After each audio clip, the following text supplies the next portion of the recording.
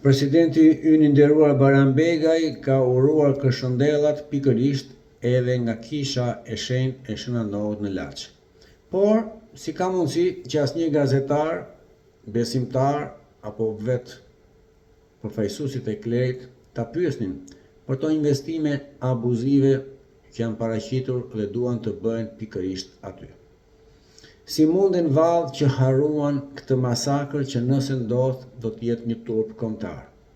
A do ta lejojnë shqiptarët që edhe në vendin e shenjtë si dikur baballarët e tyre, bijtë e partisë së narko-regjimit kriminal bandit, ta shkatrojnë edhe atë kult mitik ku gjithë bota e njeh dhe vjen për të bërë pelegrinazh?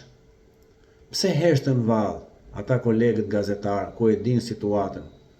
Apo e mësuar se Baromi shet edhe asetet strategjike të ushtrisë dhe menduan se për punët e Perëndisë është më mirë ta lënë rehat Baromin e shkret që kanë dalë një 3 vila në resort dhe nuk dihet se çfarë do ndodhi edhe me këtë rondokop.